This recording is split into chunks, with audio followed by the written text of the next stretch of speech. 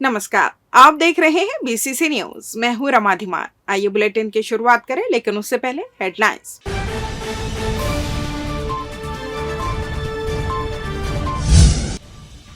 स्कूलों में बच्चों से दुर्व्यवहार, कलेक्टर ने प्राचार्य और बीईओ पर की कार्रवाई। संभाग कमिश्नर ने गांवों का किया निरीक्षण, योजनाओं की जानी हकीकत। फिर एक नवविवाहिता की जलकर मौत, दहेज हत्या के लिए पति गिरफ्तार। और कर्मचारी फेडरेशन आंदोलन की तैयारी में, 4 सूत्रीय मांगों पर नहीं मिली राहत।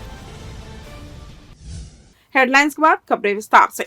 स्वामी आत्मानंद अंग्रेजी माध्यम विद्यालय पचपेड़ी विकास खंड मस्तूरी के प्रभारी प्राचार्य चित्तरंजन कुमार राठौर के द्वारा विद्यालय में अपनी बहन के साथ आई हुई 5 वर्षीय बालिका को थप्पड़ मारा तथा बुरी तरह से डांट लगाई गई, जिससे बालिका भयभीत हो गई। इस प्रकार बिना कारण जाने अबोध बालिका के साथ सख्त व्यवहार किया जाना पाया गया।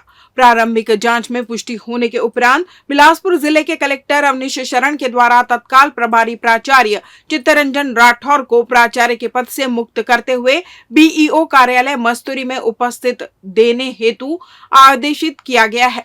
वहीं उनके निलंबन का प्रस्ताव भी संचालक लोक शिक्षण रायपुर को अनुशंसा सहित भेजा गया है। इसके साथ ही मस्तूरी विकास खंड में इस प्रकार की घटना लगातार होने से यह स्पष्ट होता है कि विकास खंड शिक्षा अधिकारी शिवराम टंडन का नियंत्रण नहीं है। लिहाजा शिवराम टंडन प्रभारी विकास खंड शिक्षा अधिकारी को प्रभार से मुक्त करते हुए विकास खंड शिक्षा अधिकारी मस्तूरी का प्रभार ईश्वर प्रसाद सोनवानी, प्राचार्य शासकीय उच्चतर माध्यमिक शाला एरमशाही को दिया गया है। कलेक्टर अवनीश शरण ने स्पष्ट कहा है कि विद्यालय में बच्चों के साथ दुर्व्यवहार किसी भी परिस्थिति में बर्दाश्त नहीं किया जाएगा। ऐसा करने वालों के विरुद्ध कड़ी कार्रवाई की जाएगी। कमिश्नर महादेव कावरे ने पेट्रोल पंपों में आम जनता के उपयोग के लिए बने टॉयलेट की नियमित साफ सफाई और रख रखाव सुनिश्चित करने को कहा। उन्होंने संभाग के सभी जिला कलेक्टर को इस आशय का पत्र भी लिखा है। संभागायुक्त ने जारी पत्र में कहा है कि जिलों में भ्रमण और निरीक्षण के दौरान यह पाया गया है कि पेट्रोल पंप में जन सुविधा के लिए बनाए गए टॉयलेट की रख रखाव, साफ सफाई व्यवस्था, दरवाजे ठीक से बंद नहीं होने व नल के टूटे हुए पाए गए। कहीं कहीं पानी की नियमित आपूर्ति भी बाधित होना पाया गया। इसलिए जिलों में स्थित सभी पेट्रोल पंप का अधिकारियों से निरीक्षण कराकर पंप मालिकों से इस व्यवस्था को दुरुस्त करने हेतु समुचित निर्देश प्रसारित करेंगे। गांव में अवैध शराब की बिक्री करने वाले आरोपी को सीपत पुलिस ने गिरफ्तार कर लिया है, जिसके कब्जे से पुलिस ने 10 लीटर शराब जब्त की है। मिली जानकारी के अनुसार सीपत पुलिस को सूचना मिली कि ग्राम नरगोड़ा में एक व्यक्ति अधिक मात्रा में कच्ची महुआ शराब बिक्री हेतु रखा है, जिस पर पुलिस ने मौके पर दबिश दी, जहां नरगोड़ा निवासी महेश बंजारे के कब्जे से 10 लीटर कच्ची महुआ शराब बरामद की गई, जिसकी कीमत 1000 रुपए जब्त कर कब्जा पुलिस लिया गया है। आरोपी के विरुद्ध वजह सबूत के आधार पर अपराध पंजीबद्ध कर आबकारी अधिनियम 34(2) आबकारी एक्ट के तहत कार्रवाई कर गिरफ्तार कर न्यायिक रिमांड पर भेजा गया है। संभागायुक्त महादेव कावरे ने कोटा ब्लॉक के बैगा बहुल आधा दर्जन ग्रामों का सघन दौरा किया। प्रमुख तौर पर उन्होंने स्कूल, अस्पताल, राशन दुकान और जन मन आवास देखे।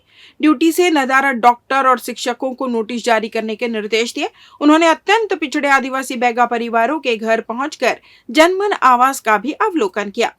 एसडीएम युगल किशोर उर्वशा भी दौरे में साथ रहे।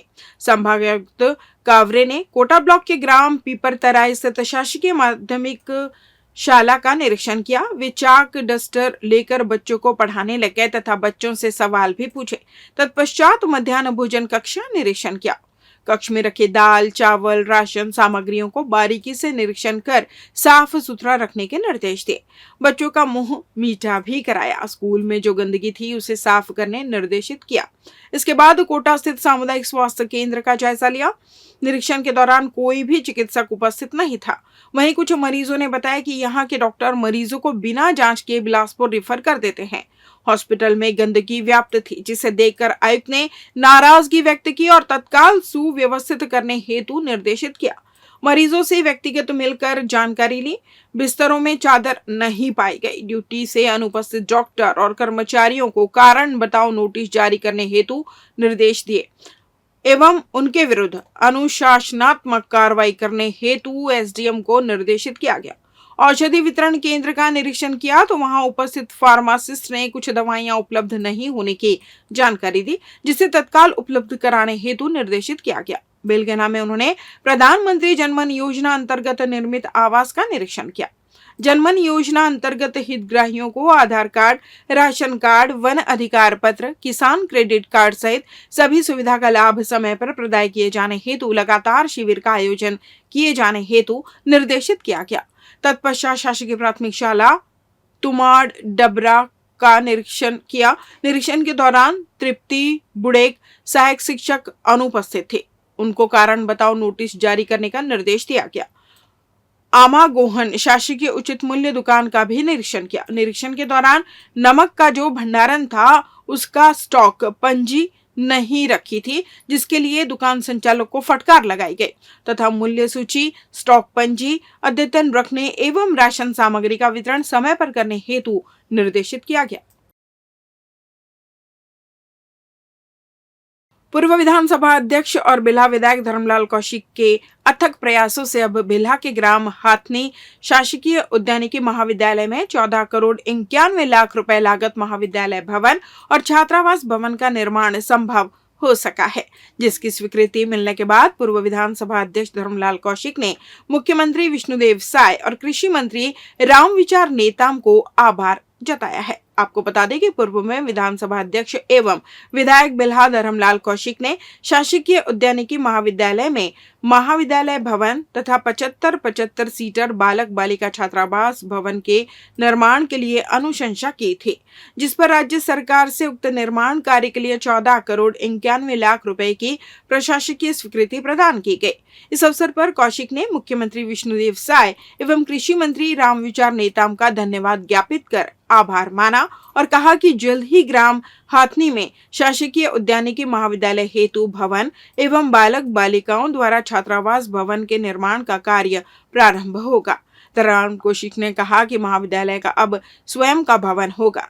भवन के निर्माण से महाविद्यालयों में शैक्षणिक सुविधाओं में सुधार होगा और विद्यार्थियों को बेहतर आवासीय सुविधा प्राप्त होगी। उन्होंने बताया कि प्रशासकीय स्वीकृति मिलने पर क्षेत्रवासियों में हर्ष का माहौल है। इसी तरह हमारा बिल्हा विधानसभा निरंतर विकास की ओर अग्रसर रहेगा। लेते हैं छोटा सा ब्रेक। पिछले 17 वर्षों से रियल एस्टेट के क्षेत्र में दे रहे हैं अपनी सेवाएं और लगातार शहर की जनता को एक नई लिविंग लाइफस्टाइल।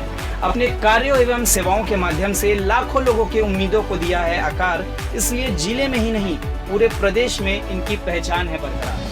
आपके सपनों के घर को हकीकत में बदल कर है दिखाना, इसलिए आपके लिए लेकर आए हैं भाटी आशिया।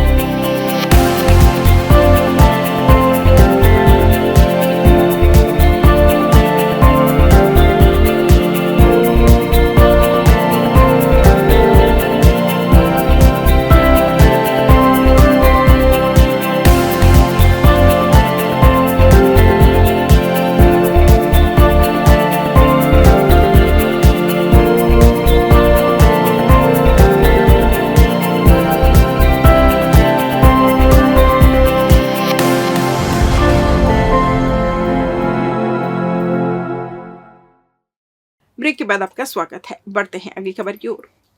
सीपत थाना क्षेत्र अंतर्गत ग्राम डंगनिया में 15/7/2024 की सुबह घर की रसोई में नवविवाहिता शुकवारा बाई केवट बुरी तरह जल गई थी, जिसे रायपुर के हॉस्पिटल में एडमिट किया गया था, जहां 18/7/2024 को इलाज के दौरान उसकी मौत हो गई थी। मामले में सिपत थाने में मर्ग कायम कर जांच की जा रही थी, जहां जांच में नवविवाहिता की संदिग्ध परिस्थितियों में मौत पाई गई, जिसमें थाना प्रभारी नीलेश पांडे के द्वारा मर्ग के दौरान मृतिका के मायके पक्ष का कथन लिया गया, जिन्होंने अपने कथन में बताया कि मृतिका शुकवारा बाई केवट की शादी घटना दिनांक के 3 माह पूर्व ही हुई थी। शादी के बाद शुकवारा बाई केवट से उसका पति मुकेश केवट दहेज की मांग करता था, जिस पर मृतिका द्वारा आपत्ति करने पर मुकेश केवट अपनी नवविवाहिता पत्नी शुकवारा बाई केवट के साथ लगातार विवाद कर मारपीट कर प्रताड़ित करता था। जांच में पाया गया कि मृतिका शुकवारा बाई केवट, जो कि नवविवाहिता थी, जिसकी अस्वाभाविक मौत संदिग्ध परिस्थिति में हुई है, जो आरोपी मुकेश केवट के विरुद्ध प्रथम दृष्टया अपराध धारा 80 BNSS का अपराध घटित करना पाए जाने से थाना सीपत में आरोपी को गिरफ्तार कर न्यायिक अभिरक्षा में भेजा गया है। मल्हार पुलिस सहायता केंद्र क्षेत्र अंतर्गत ग्राम जैतपुर में बैठक के दौरान महिला सचिव से दुर्व्यवहार करते हुए मारपीट और गाली गलौच करने पर ग्रामीण को पुलिस ने गिरफ्तार कर लिया है। मिली जानकारी के अनुसार ग्राम सचिव जैतपुर प्रार्थिया किरण लता खांडेकर पंचायत के सरपंच पंच व ग्रामीणों के साथ पंचायत भवन में मासिक बैठक कर शासकीय कार्य का निर्वहन किया जा रहा था। बैठक के दौरान आरोपी राकेश दुबे वहां पहुंचकर मृत्यु प्रमाण पत्र में हस्ताक्षर करने बोला, जिस पर सचिव ने बताया कि आपके पिता की मृत्यु बिलासपुर के जिस अस्पताल से हुई है, उनकी रिपोर्ट के आधार पर बिलासपुर से ही मृत्यु प्रमाण पत्र बनेगा। जान से मारने की धमकी देकर शासकीय कार्य में बाधा उत्पन्न कर हाथ मुक्के से मारपीट कर अश्लील गाली गलौच करने लगा। उपरोक्त के संबंध में वरिष्ठ अधिकारियों को सूचित कर प्रार्थिया की रिपोर्ट पर अपराध पंजीबद्ध कर त्वरित कार्रवाई करते हुए आरोपी राकेश दुबे को गिरफ्तार कर न्यायिक रिमांड में भेजा गया। उल्लेखनीय है कि आरोपी राकेश दुबे द्वारा पूर्व में भी शासकीय सेवक के साथ मारपीट, गाली गलौच व शासकीय कार्य में व्यवधान उत्पन्न किया जा चुका है, जिससे में भी अपराध पंजीबद्ध है। अपनी 4 सूत्रीय मांगों को लेकर प्रदेश के कर्मचारी द्वारा आंदोलन को तेज करने का निर्णय लिया गया। इसको लेकर न्यायदानी प्रार्थना सभागृह में बैठक का आयोजन किया गया। कर्मचारी अधिकारी फेडरेशन के बैनर तले आहूत बैठक में बिलासपुर संभाग के कर्मचारी बड़ी संख्या में पहुंचे। बैठक की अध्यक्षता कमल वर्मा जी फेडरेशन के संयोजक ने की। सभी संघों के प्रदेश प्रतिनिधियों ने आंदोलन की रणनीति की रूपरेखा तय करने अपने अपने विचार दिए, जिसके बाद हुए निर्णय को लेकर रोहित तिवारी, आर चंद्रा व सुनील यादव ने संयुक्त बयान जारी करते हुए बताया कि 27 सितंबर के पूर्व शासन ने कर्मचारियों की 4 सूत्रीय मांगों पर विचार नहीं किया है। ऐसे में आगामी दिनों में अगर शासन ने सकारात्मक पहल नहीं की तो प्रदेश सहित बिलासपुर जिले के सभी शासकीय कार्यालयों में कार्यरत अधिकारी सहित कर्मचारी वर्ग 27 सितंबर को 1 दिवसीय सामूहिक अवकाश से लेकर 1 दिवसीय निश्चित कालीन आंदोलन करेंगे। 4 सूत्री मांग को लेकर के बिलासपुर में संभागीय एक रणनीति बनाने के लिए आज का कार्यक्रम संभागीय समीक्षा बैठक रखा गया है, जिसमें हमारे प्रमुख जो मांगे हैं, केंद्र के समान दे तिथि से 2019 से जो लंबित डीए एरियाज की हमारी मांग है, उसको लेकर के जीपीएफ में समायोजित करने के लिए हमारी पहली मांग है। दूसरा हमारा है कि मध्य प्रदेश की तर्ज पर 300 दिवस का अर्जित अवकाश दिए जाने की बात कर रहे हैं, और इसके साथ में 4 स्तरीय पदोन्नत वेतनमान जो भाजपा के घोषणा पत्र में माननीय रमन सिंह ने भी घोषित की थी, लेकिन पूर्ण तरह से लागू नहीं हुआ था। मध्य प्रदेश में लागू है, वैसा ही छत्तीसगढ़ में दिए जाने को लेकर के 4 सूत्री मांगों में हमारे गृह भाड़ा भत्ता भी शामिल है, लेकर के हम पूरे आंदोलित हैं। और आज एक संभागीय बैठक में हमारी रणनीति बनेगी, आंदोलन की रूपरेखा बनेगी, और 1 दिवसीय आंदोलन है ये। 27 तारीख को यदि हमारी मांगे नहीं मानी जाती तो चरणबद्ध आंदोलन का अंतिम रूप देते हुए अनिश्चितकालीन आंदोलन के लिए जाने के लिए हम बाध्य होंगे। 6 लाख से अधिक कर्मचारी अधिकारी बाध्य हैं। मोदी की गारंटी लागू नहीं होने से व्यथा और पीड़ित पूरे प्रदेश में बनी हुई है। फेडरेशन ने काफ़ी संघर्ष करके इस प्रदेश के कर्मचारियों को 7वें वेतनमान के अनुरूप गृह भाड़ा भत्ता भी दिलाने में सफल हुआ है, लेकिन हम चाहते हैं यह गृह भाड़ा भत्ता केंद्र के समान रिवाइज हो। इन्हीं मुद्दों को लेकर हम लोग लगातार जो है संभाग स्तरीय बैठक आयोजित करते आ रहे हैं। 4 संभाग में हम लोग बैठक रख चुके हैं। पूरे कर्मचारी अधिकारी में भारी आक्रोश है। एक जबरदस्त आंदोलन आपको देखने को मिलेगा 27 को, और इसी आंदोलन की तैयारी के संबंध में आज की बैठक है। Thank you. राष्ट्रीय पोषण माह 1 से 30 सितंबर तक मनाया जा रहा है। इसके तहत छत्तीसगढ़ शासन महिला एवं बाल विकास विभाग द्वारा वजन तिहार का आयोजन भी किया जा रहा है। इसको लेकर विभिन्न आंगनबाड़ी केंद्रों में महिला एवं बाल विकास विभाग के अधिकारियों ने जायजा लिया एवं मौके पर बच्चों का वजन कराया गया, साथ ही उनकी हाइट भी नापी गई। वजन तिहार और सुपोषण माह में 0 से 6 वर्ष के बच्चों के पोषण स्तर और उनके शारीरिक विकास की जांच की गई।